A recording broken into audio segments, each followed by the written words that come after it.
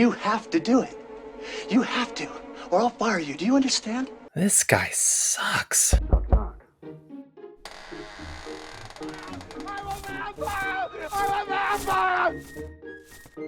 Whoa, Academy Award winner Nicolas Cage?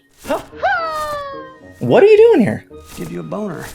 I was just watching a compilation of your older work. Holy shit, you suck. God damn it! I mean, like, are you just doing a parody of yourself at this point? I'm so confused. You are so fucking pathetic. Nick, why are you looking at me like that? You watch your fucking mouth! Nick, calm down. Have you ever been dragged to the sidewalk and beat until you're pissed blood? Nick, please stay away from me. You're scaring me. Oh, no, not the beast! Not the beast! Nick, get away from me.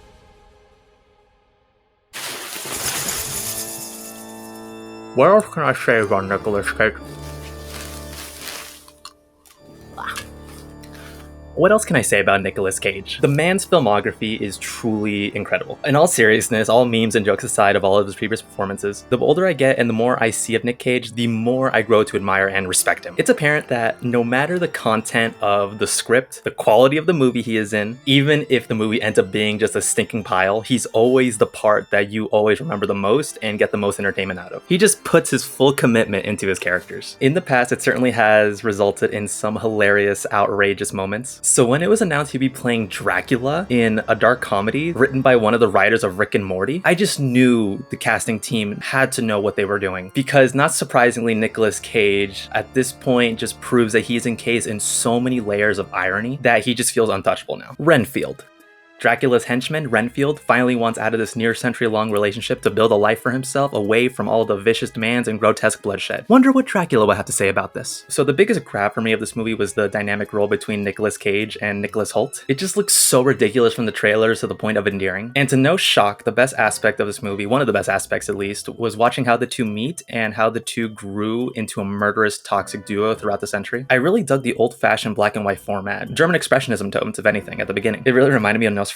It just made me wish we kind of saw more time of these two living throughout the 20th century as opposed to modern day. I kind of feel like the opening just rushed by that. With all the different interpretations of the character Renfield, from Bram Stoker's original novel to all the different films and series released about Dracula in the past century, it was neat to finally bring the main focus to Renfield, who seemed to be just a minor character, but to finally make him the protagonist in a comedic twist was clever. The presentation of just having Renfield attend Alcohol Anonymous-like meetings as a form of therapy to get his frustrations out about Dracula, as if he's some form of boss or even some form of an abusive boyfriend of some sorts, I admit is an aspect of the modern life that I did appreciate watching. To no surprise, every scene between Renfield and Dracula were the best parts of the movie. Watching Renfield deal with his fear of Dracula, of what he might do to him, definitely felt reminiscent of a couple that has devolved into an all-abusive type relationship. It was dark, but I was all there for it. Nicholas Hoult just has such a charming yet cartoonish appeal to his voice. I feel like that's just been his case for all of his performances. He's just so sweet to where you want to root for him and you want to see him get his independence back here. A part of him is just so skittish, but another part of him you can tell is suave. That slowly comes out as he starts to gain his confidence back. Nicolas Cage was phenomenal. He was absolutely menacing when he had to be, and he was hilarious in every other scene where he wasn't trying to be serious. Even an abusive lunatic like him presents himself with such charm and class. I just couldn't get enough of him here. We definitely got a good amount of scenes between him and Renfield, but I just felt like we wanted more. I wanted more. I feel just like with Robert Pattinson, I feel like Nick Cage has recently been delivering such engaging and such enthralling performances, which is such a far cry of what he was initially known for the better part of the past 20 to 30 years. It just makes me almost forget about his previous performances that have been questionable.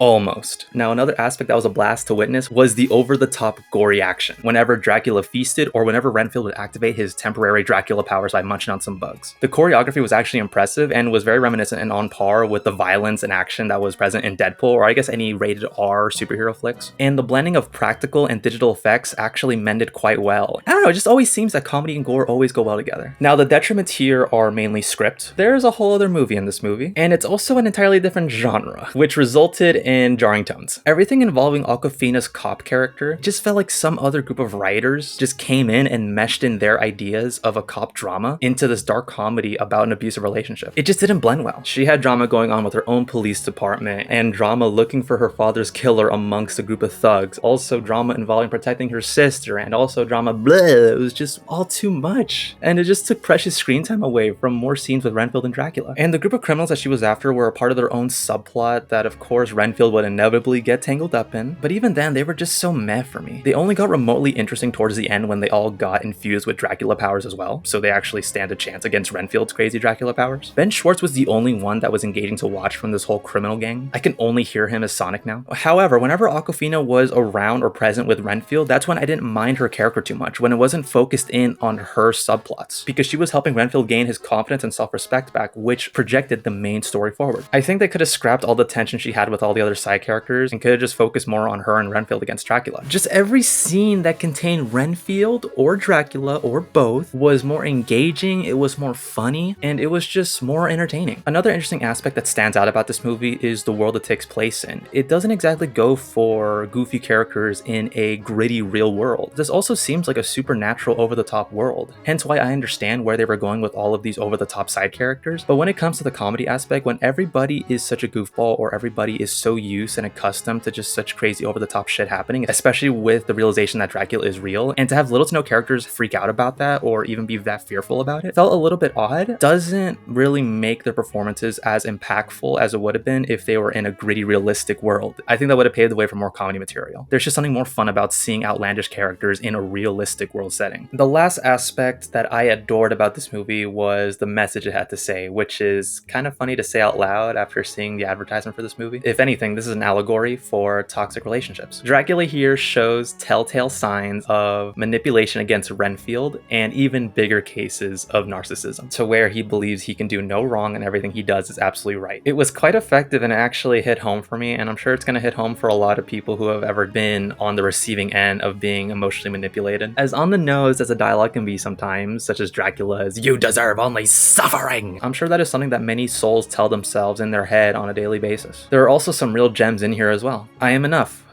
I deserve happiness, and I take full charge of my life today. These are lines that people that have experienced any form of abuse need to hear. It's such a simple theme when you read it on paper, but it's one that I'm surprised that we don't see that much. In today's world of mental health on the decline, that's shocking to me. We all deserve to feel good about ourselves, and nobody deserves to feel stuck or to be stuck with someone who manipulates them, and for somebody to feel as if we are codependent and we only need that person in order to survive and be happy. We can strive on our own. We can thrive on our own. And the best part is, this isn't the only recent Nicolas Cage movie to really make me feel. The world really is coming to an end, isn't it? 7 out of 10, knockout dynamic between Renfield and Dracula with an impactful message on self-worth bogged down by jarring side plots and characters. I'm gonna go chill on some tourists, some happy couples, a bunch of nuns, and the school bus for our cheerleaders. Dracula out.